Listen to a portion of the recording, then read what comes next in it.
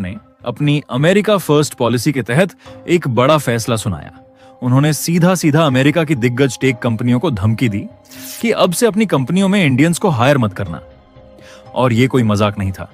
Trump ने ये चेतावनी सिर्फ एक बार नहीं बल्कि दो बार दी। मतलब साफ था, वो भारत के साथ रिश्ते बिगाड़ना चाहते थे और इंडियन टैलेंट पर रोक लगाकर दुनिया को यह संदेश देना चाहते थे कि अमेरिका ही सुपर पावर है। लेकिन दोस्तों, कहानी यहीं पर पलट गई। जहां ट्रंप ने सोचा था कि उनकी धमकी से कंपनियां पीछे हट जाएंगी, वहीं इन टेक कंपनियों ने उनकी बातों को हवा में उड़ा दिया। अब सवाल उठता है, वो कंपनियां कौन थीं? वही जिन्हें हम मांगा कंपनियां कहते हैं। Meta, Apple, Amazon, Netflix, Google और साथ में माइक्रोसॉफ्ट। और हुआ ये कि ट्रंप की धमकी के बाद इन कंपनियों ने इंडिया पर अपना भरोसा और भी ज्यादा बढ़ा दिया। अब जरा एक उदाहरण से समझिए। ट्रंप ने सोचा था कि अगर अमेरिकन कंपनियां इंडियंस को हायर करना बंद कर देंगी तो इंडिया का आईटी और स्टार्टअप इकोसिस्टम डगमगा जाएगा। लेकिन हुआ क्या? हकीकत पूरी तरह उलट निकली। ये वैसा ही था जैसे किसी किसान को बारिश रोकने की धमकी दी जाए और अगली ही सुबह मानसून और भी जोर से बरस पड़े। ठीक वही हाल इंडिया के साथ हुआ। फाइनेंशियल एक्सप्रेस की ताजा रिपोर्ट्स बताती हैं कि इन कंपनियों ने इंडिया से हायरिंग को सिर्फ जारी ही नहीं रखा बल्कि मैसिवली बढ़ा दिया है। पहले ये कंपनियां इंडियंस को सिर्फ इसलिए हायर करती थीं क्योंकि यहां टैलेंट लो कॉस्ट में मिल जाता था। लेकिन अब हालात बदल चुके हैं। अब ये कंपनियां सिर्फ जूनियर रोल्स के लिए नहीं बल्कि मिड लेवल और सीनियर मैनेजमेंट रोल्स में भी इंडियंस को हायर कर रही हैं। क्योंकि आज इंडिया सिर्फ सस्ते टैलेंट का देश नहीं रहा बल्कि AI, cloud computing, cyber security, data science और प्रोडक्ट इंजीनियरिंग जैसे हाई वैल्यू सेक्टर्स में इंडियन प्रोफेशनल्स दुनिया में बेस्ट परफॉर्म कर रहे हैं। दोस्तों, यही है ट्रंप बनाम इंडियन टैलेंट की असली कहानी। ट्रंप ने सोचा था कि वो एक पॉलिसी से इंडिया की प्रोग्रेस रोक देंगे, लेकिन उनकी अपनी ही कंपनियों ने उन्हें नजरअंदाज कर दिया।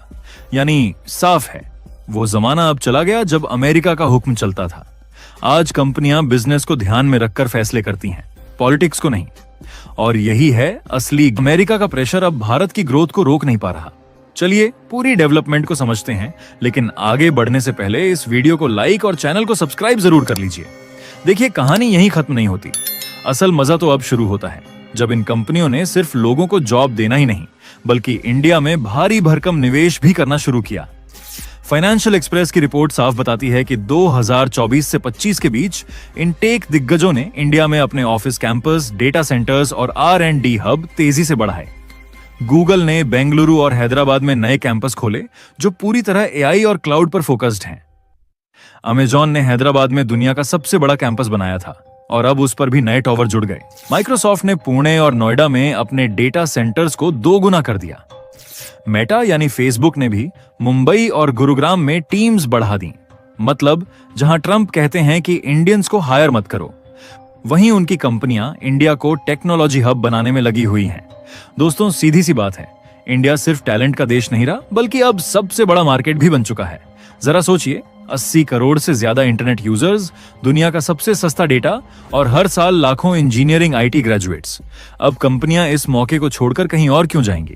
उन्हें पता है कि अगर रिसर्च और डेवलपमेंट करनी है तो इंडिया सबसे बेस्ट जगह है। अगर सस्ता और स्केलेबल इंफ्रास्ट्रक्चर चाहिए तो इंडिया से बढ़िया कोई ऑप्शन नहीं। और अगर फ्यूचर मार्केट चाहिए तो इंडिया से बड़ा मार्केट कहीं नहीं। अब जरा हायरिंग के आंकड़े देखिए। 2023 के मुकाबले 2024 और 25 में इन कंपनियों ने 20 से 30% ज्यादा इंडियंस को हायर किया।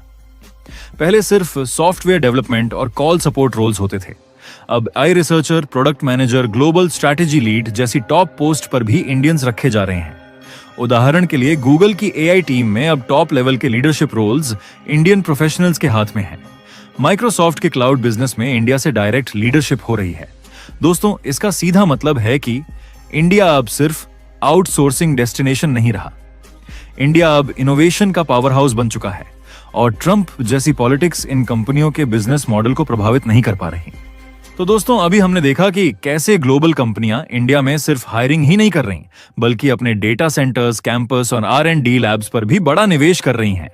क्योंकि इंडिया अब उनके लिए टैलेंट का हब भी है और मार्केट का राजा भी। और साथ ही इंडियन प्रोफेशनल्स अब सिर्फ एम्प्लॉय नहीं रहे बल्कि CEO और लीडरशिप रोल्स में पूरी दुनिया को दिशा दे रहे हैं। अब बढ़ते हैं आगे स्टार्टअप्स के बूम की ओर। दोस्तों, इंडिया आज दुनिया का तीसरा सबसे बड़ा स्टार्टअप इकोसिस्टम है। हर महीने हजारों नई कंपनियां रजिस्टर हो रही हैं। 2016 में जहां गिने चुने यूनिकॉर्न $1 बिलियन से बड़ी वैल्यू वाली कंपनी थे, वहीं 2024 तक इंडिया में 100 से ज्यादा यूनिकॉर्न बन चुके हैं। ये सब साबित करता है कि इंडियंस सिर्फ जॉब ढूंढने वाले नहीं रहे, बल्कि जॉब बनाने वाले बन गए हैं। उदाहरण के लिए ज़ेरोधा ने स्टॉक मार्केट की दुनिया को बदल डाला, बायजूस और फिजिक्स वाला ने एजुकेशन को डिजिटल बना दिया, ओला और ओयो ने ट्रांसपोर्ट और होटल इंडस्ट्री में क्रांति ला दी। और खास बात यह कि ये सारे आइडियाज इंडियन प्रॉब्लम्स से निकले और फिर ग्लोबल सॉल्यूशंस बन गए।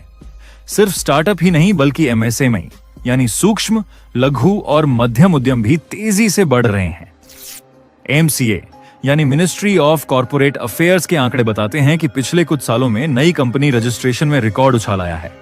हर महीने हजारों नए बिजनेस पंजीकृत हो रहे हैं। मतलब लोग अब नौकरी पाने के बजाय खुद बिजनेस खड़ा करने की सोच रहे हैं। अब सोचिए दोस्तों, जब ग्लोबल कंपनियां इंडिया में इन्वेस्ट कर रही हों, लाखों इंजीनियर्स दुनिया की सबसे बड़ी टेक कंपनियों को चला रहे हों और साथ ही लाखों स्टार्टअप्स और एमएसएमईएस नई टेक्नोलॉजी और सॉल्यूशंस बना रहे हों, तो क्या नतीजा निकलेगा?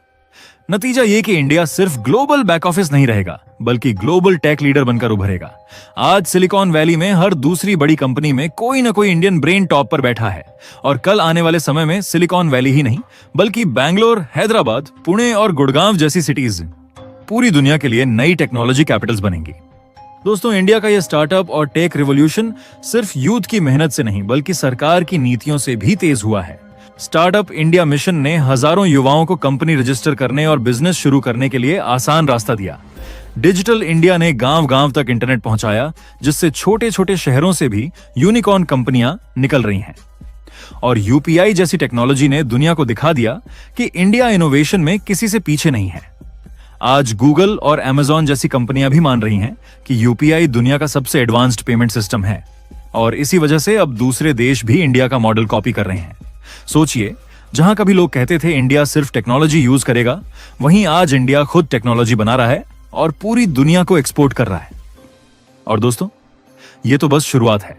अगले 10 से 20 सालों में इंडिया का स्टार्टअप इकोसिस्टम अमेरिका और चीन को टक्कर देगा। हमारी डिजिटल टेक्नोलॉजी पूरी दुनिया के लिए स्टैंडर्ड बनेगी और इंडिया एक सुपर टेक्नोलॉजी पावर बनकर उभरेगा। बाकी आप लोग अगर अभी तक वीडियो को देख रहे हैं तो कमेंट बॉक्स में मेक इन इंडिया और इंडिया सुपर पावर जरूर लिखें, और इस वीडियो को लाइक करके अपने मित्रों तक शेयर जरूर करें ताकि उन्हें भी जानकारी मिल सके। और क्योंकि हम आपके लिए ऐसे ही हर रोज ज्ञानवर्धक वीडियो लाते हैं, उसके लिए चैनल को सब्सक्राइब करना बिल्कुल ना भूलें। जय श्री राम।